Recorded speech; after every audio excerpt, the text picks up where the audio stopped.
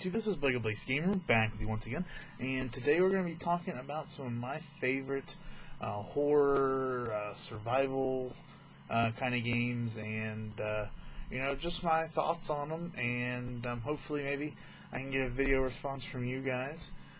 Today is Halloween, of course, so there's not a more appropriate day to be doing this, and figure we might as well get started. These are going to be in no particular order. These are just 5 that I've chosen. This is actually a video response to GamerGirlFan80, so go check her out. There'll be a link for her down below. And thanks for making the video, and this is my response. So the first game I want to talk about here is on the PlayStation 3. It came out this year, and that is Yakuza Dead Souls. Now this is a very, very good action survival horror game that has a very different aspect. You're not playing first person. You're playing like a behind overhead view of the character, and I really, really enjoyed it. I will eventually do a feature review and all on this down the road. But you play as one of the characters here with all of their weapons and guns, anything from miniguns to shotguns, and there are a buttload of zombies. Now there's a lot of hard zombies, there's some zombie mutants, there's a lot of oh my god what just jumped out at me moments once you get inside some of the buildings, and it just gets really, really creepy at times.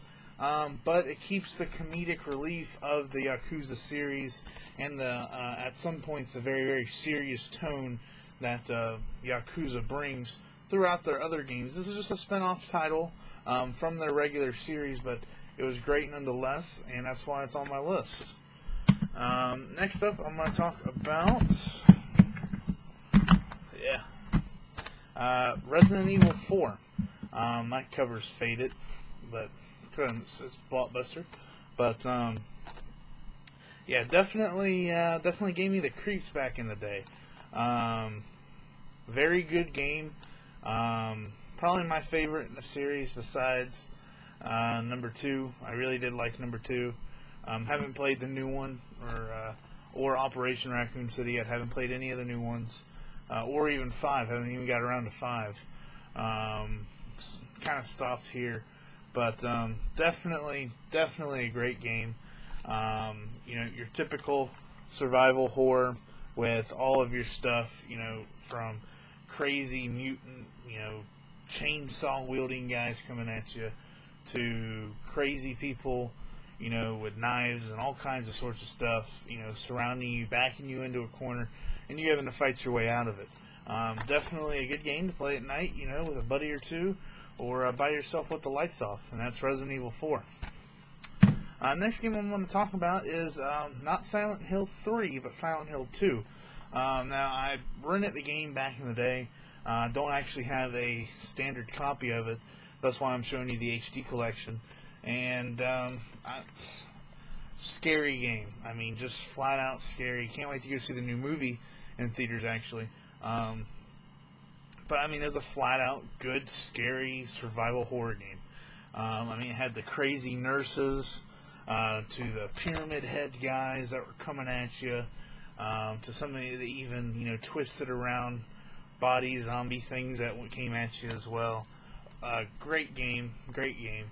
The only one I've played in the series was Silent Hill 2. Haven't, played any of the others, but definitely a good game. And if you haven't played it, you're missing out. Next game I want to talk about here is Dead Island.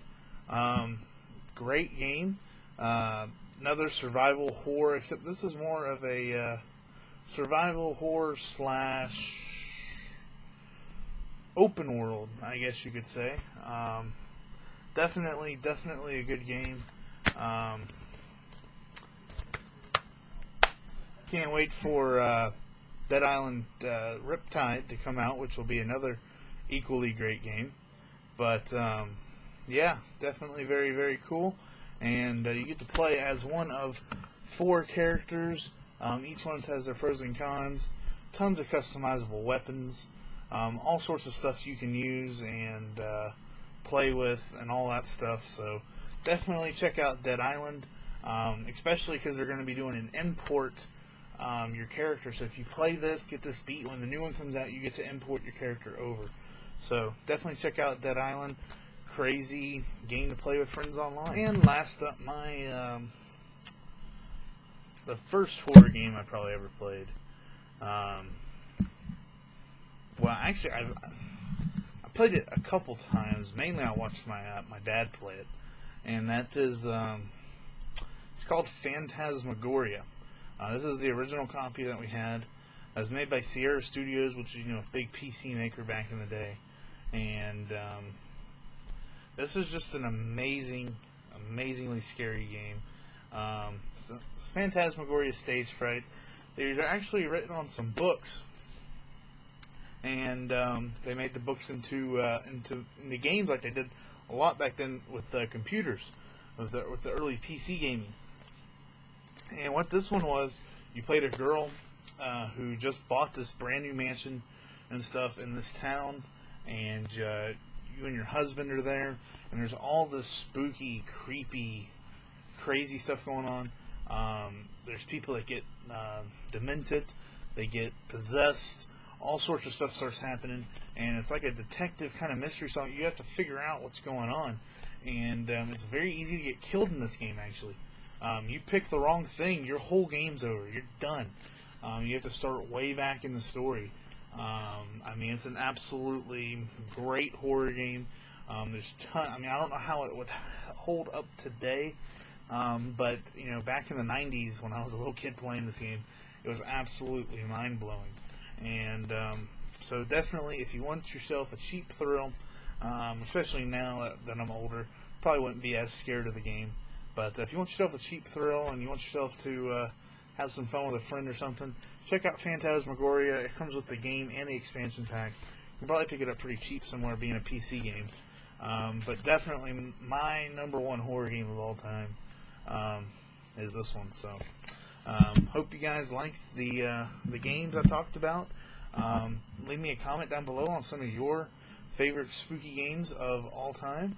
I hope you guys have a great Halloween. If you've already been out trick-or-treating, hope you had a good haul or whatever if you're a younger viewer, and if you're an older viewer, I hope you gave out a lot of candy. This has been Blake of Blake's Game Room. We'll see you next time. Happy Halloween, everybody.